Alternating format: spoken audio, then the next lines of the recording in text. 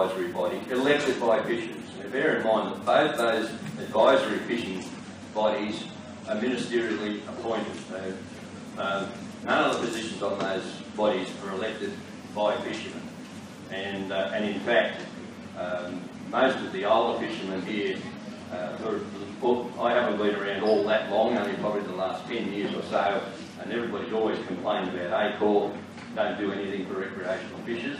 And then during the term of this government, we have the Ministerial Fishing Advisory Council that's been appointed, which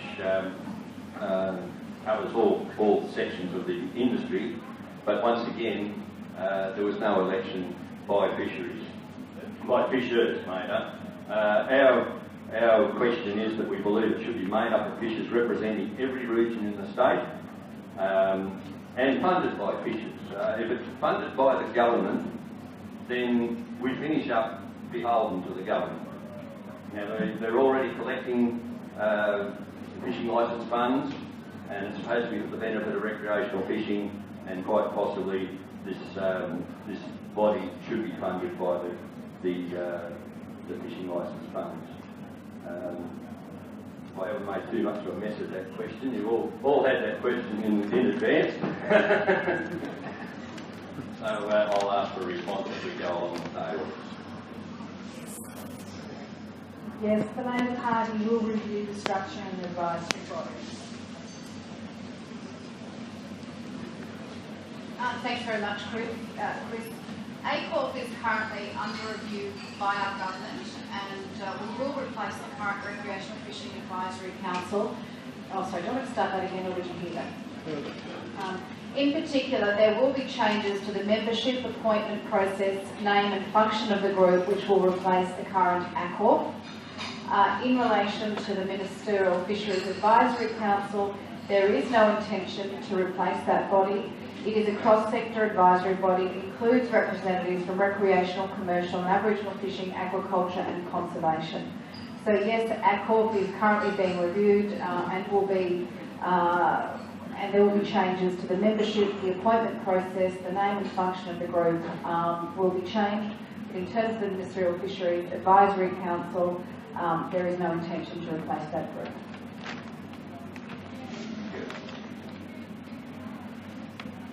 Well, ECOF and NPAC should have gone years ago. As we were promised, should have gone years ago. But I'd like to take it one step further. My colleague to my right, Robert Brown here, has twice tabled in Parliament a legislative statutory authority to be formed for recreational fishing. Fisheries for rec fishers to bite fishers. And that would be set up then as a statutory authority, and as was mentioned before, that the fees raised in fishing licences would be used to administer the Recreational Fisheries Authority. So yes, we want to see it. Peter?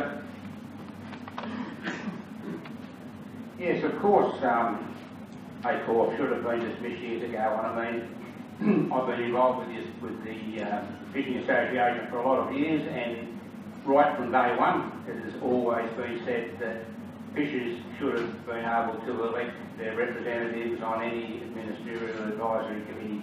I mean, if you're advising on fishing, wouldn't you just have fishing people on there? I mean, we just need people to know what they're talking about, and from what I've seen with those appointees on there, they're just deliberately appointed yes men, and that's not on anymore. It's got to be by fishermen. Thank you, Robert. Question number 2, and I'll just read the question out, and I'll try and muck it all up this time. In future, submissions, petitions, discussion papers, etc. should not be recognised by residents outside Australia. And in cases where issues relate only to New South Wales, submissions should only be recognised by residents of New South Wales. But the reason we put that up is the most recent case of this happening was the beaches and headlands thing, the fishing for beaches and headlands, where a review process did take place. I'm not sure of the exact figures, but they're pretty close. I believe there was about 6,607 submissions. and I've been told 6,000 of those came from overseas. That's the question. Will you agree that submissions, etc., should only come from Australian residents? I agree. I'm just getting some advice on in terms of 6,000 submissions from overseas. I think it's good to make sure that that is or is not. It's not true. I'm just being told the 6,000 submissions from overseas. But it's true that many people come to fish at New South Wales from Victoria, Queensland, and overseas. They have an important contribution to make, and I think it's a process that it's difficult to cut away other ideas or submissions. But where appropriate, local submissions will be analysed separately when the matter affects a particular area, so that we can get a local say that is strong and clear and defined. But I do think it's important to highlight that there wasn't 6,000 international submissions for that last process. But I think it is important that local submissions, local voices are heard strong, and those submissions are analysed separately from some other letter writing campaign, whether that be from overseas or something else. Thank you. Will we agree in future submissions, petitions, discussion papers, etc. will not be recognised by residents outside Australia, and in cases where issues relate only to New South Wales, submissions will only be recognised by residents of New South Wales? Categorically, yes. With the exception of borders, such as the Victorian issue we had with Murray Cod, we do have to consult with the users. But I don't want to see another badly reviewed paper go out and see submissions from Colorado and California. It is just a travesty, and quite frankly, it's an insult to the people of New South Wales to be told by someone who doesn't really have an interest in what we do to tell us what to do. So, no.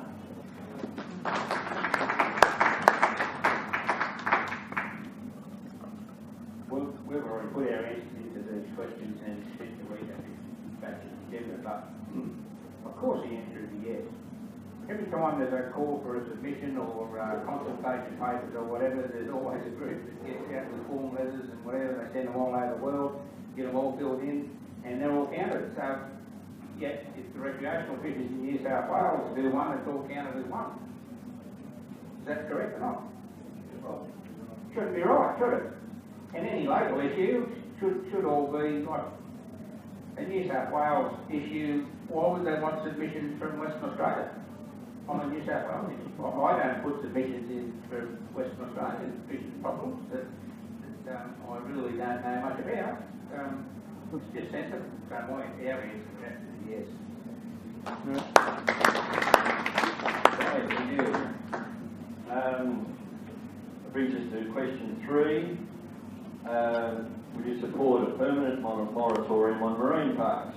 That is, recreational fishing to be reintroduced to existing sanctuary zones, and no new marine parks to be declared unless there is independent, peer-reviewed, local scientific evidence to show an absolute need for the creation of sanctuary zones, or maybe seasonal and sporting closures. The Marine Park Authority has already been shut down, and will be demanding the Marine Estate Management Authority will follow through with their original statement that the whole marine environment deserves to be protected from all threats, not just perceived fishing pressure. So the short question is a permanent moratorium on marine parks. The health of our fisheries is very important to me. Scientific evidence will be my guide on making the right decisions.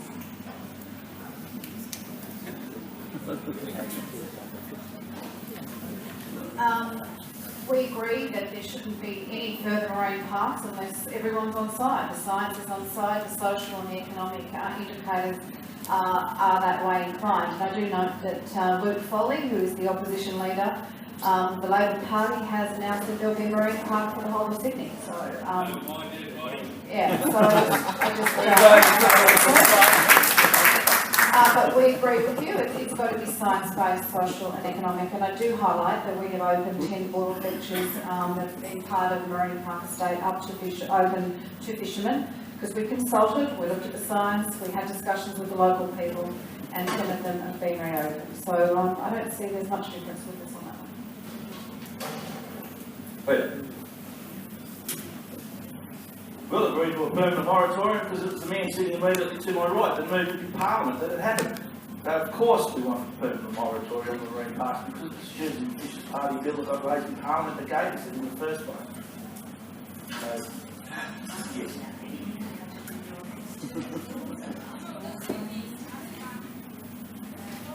Well, marine parks shouldn't have been introduced in the first place, as far as I'm concerned, without a good fishing input. When they were introduced back at the time, I really didn't see much discussion about fishing and stopping fishing and restricting fishing and whatever's associated with fishing. All I saw was all these do-gooders wanted, you wanted this marine park, so you couldn't pick up a twig off the beach, you couldn't interfere with the sea dragons, you couldn't do this, you couldn't do that. There was no mention of stopping fishing. So I guess anybody in their right mind would say, well, yeah, let's look after it. Let's see if we can protect the environment a bit, I suppose, and stop the pollution, stop the bloody stormwater drainage and all that type of stuff. But none of that's happened. So why would you want marine parks anyway if you're not really even looking after what it was meant for in the first place? So, and the other thing too is I don't want to see fisheries use marine parks as a fish management tool.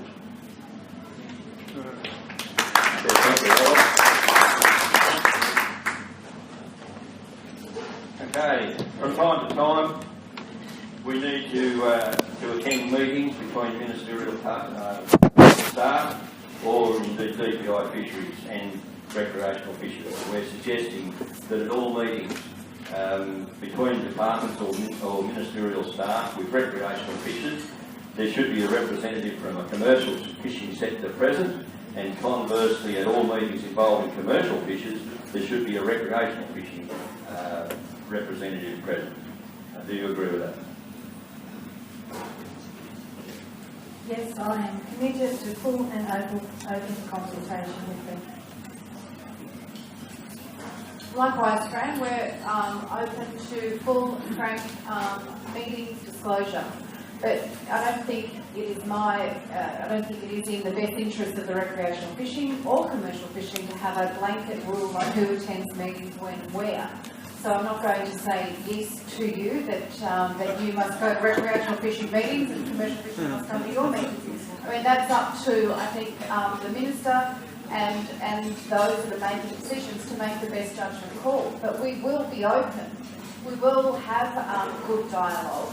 But I don't think it's fair to say here and now, yes, that one will be at that meeting, that one will be at that meeting. I think there's got to be a committed process, and we've got to be able to have good conversations with each other. We've got to be honest at the end of those meetings, whether you're there or not. Sometimes you're going to be able to have a better meeting if it's just you guys in the room and not the commercial fishermen. You might be able to be more honest with each other, and if the commercial fishermen, they might be able to give some more ground or be more open if they feel that there was a threat in the room. So I think it's wrong to try and suggest who attends which meetings, but I do see, and as I said before, Chris, I do respect the approach that you're taking in relation to the commercial process.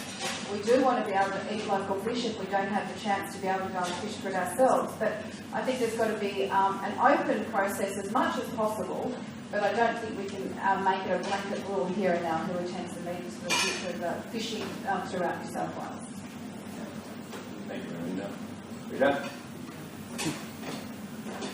Yeah, we agree that all meetings between ministerial staff, DPI fisheries and recreational fishers must be representatives from both the commercial fishing sector present, and conversely all meetings involving commercial fishers, there must be recreational fishing. Yeah. We're sharing a resource we have. I'm not going to call a plumber to fix the transmission. I'm going to get a fisherman to fix the fishing issue. Thank you. Robert? Funny enough with this, in my early days of getting involved with the fishing party, I got involved with this when Mr. O'Beard and Mr. D. Dunn were on the reins. and I weaseled my way in between the commercial fishers and the Minister, and I attended some of these meetings at the invitation of the commercial fishermen, by the way. And I can tell you now that commercial fishermen were pitted against recreational fishers all the time. Every time there was a meeting, something would be said to stir the commercial guys up against the rec guys, and it would be the other way around as well. So if that stopped, well and good, and I would be all for that. The other thing too is that commercial guys will talk to recreational fishermen. I've been involved with attending commercial fishing rallies in Sydney. I've actually stood up on the steps of the towers over in North Sydney at OB's office when the commercial guys are having a rally, and I absolutely criticised some of the commercial guys, and I got howled down and screamed at and whatever, but they still paid for me, and they understood what I was talking about, of ways that they fish might need to be altered, and they agreed to it, but some of them weren't happy. Thanks, Robert. Now, question number 5. Maybe misread, or maybe we should have worded it a bit better. The question, as printed, is ECOfishers be recognised as a peak body advocate for recreational fishing sector in New South Wales? I think some people have read that we're asking to be the peak body. And I know that politicians and ministers in particular, when they're dealing with fishermen, would like to talk to one person, but there's a lot of different sectors amongst fishing and even the recreational fishing sector, and there's going to be a lot of so-called representative groups, and so it's not our intention to be the peak body. We don't believe there should be one. We just want to be recognised as a peak body. Well, I answered this. I'm not well enough informed because I thought it was the peak body. So after hearing that, I'm quite happy for ECO to be recognised as a peak body. The government is keen to see the establishment of a peak body for recreational fishers. However, this needs to be done in a fair and transparent manner. In relation to the question of the peak body or a peak body, yes, we'll continue to talk to ECOfishers as we are, as we're doing here today. The government values the contribution quite genuinely and is always open to listening to its members. I understand there's something like 1,000 recreational clubs and 30 organisations, fishing organisations around New South Wales.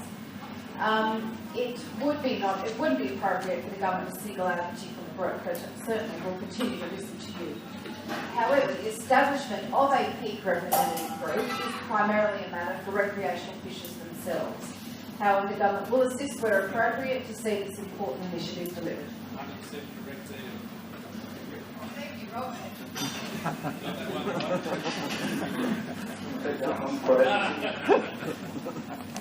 Yeah, absolutely. ECOfishers, you have our endorsement. Our answer to that question was yes, as a body, but not the only body. Now, I've also had a lot of involvement with this. I actually sat at the original round table of ECOfishers when it was formed years and years ago, and I think we did even state that back then. Maurice Britt will probably even tell you that, that ECOfishers would be a advocate for recreational fishing, but not the advocate, because fishermen don't talk to one another. The game fishermen hate somebody else. Somebody else hates the river fishermen. They don't talk to one another enough. They just cannot unite to get combined. So there couldn't possibly be one talk, one group. Okay, and that gets us down to the final question, and that is, will the parties continue to promote sustainability and habitat protection? I am committed to continue promoting sustainability, habitat protection and the fishing habitats network. Fully agree.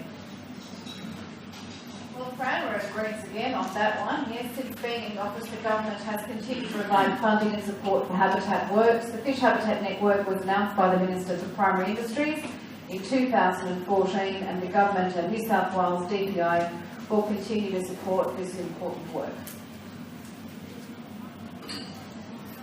I'm agreeing to because without any habitat, we don't have the sustainability, so we'll support any sustainable environmental measures that create opportunities to keep us doing what we're doing.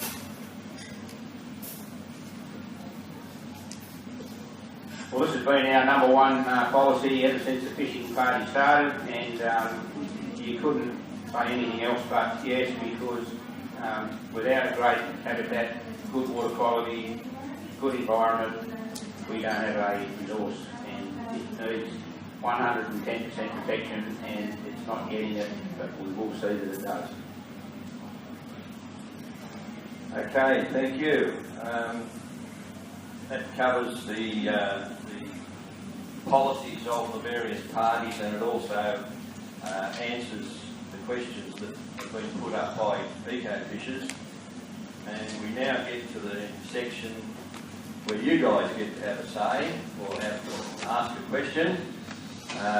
It's an open forum. You can ask, so long as it's relating to fishing, and you can direct your question at a particular candidate, or you can leave it open to anybody that wants to answer it. I'm going to kick it off. The first question I'm going to direct to Melinda Pavey as the representative of the Minister, and you'll probably have to take this question back to the Minister. Peter Johnson stole my thunder a bit because he mentioned it during his early speech, but recreational fishing is all about access, and we actually pay for our access through our fishing licence funds. So these reefs and what have you, artificial reefs that are going down, were paid for with our money, and at the moment it's open slather, anybody can use them. At the same time, there's actually been ships sunk out there so that only scuba divers can use them. Recreational fishers aren't allowed anywhere near them. So will there be an undertaking from the Minister and from any party that wants to answer it, that there will be some mechanism either by the divers being kept away from things that are paid for by the recreational fishers, if you like, or conversely, the divers being made to pay? Chris, you raise a point about equity, and fishermen do have to pay a licence fee. I'm not able to answer on behalf of the Minister, but I will certainly take it back to the government. We have our fisheries rep here to look at some equity potentially in relation to access fees of those reefs. It's an interesting point and one that will be explored by the government, but I'm not in a position to be able to give you an answer here today. So thank you for putting it forward. Okay, thanks very much. Melinda?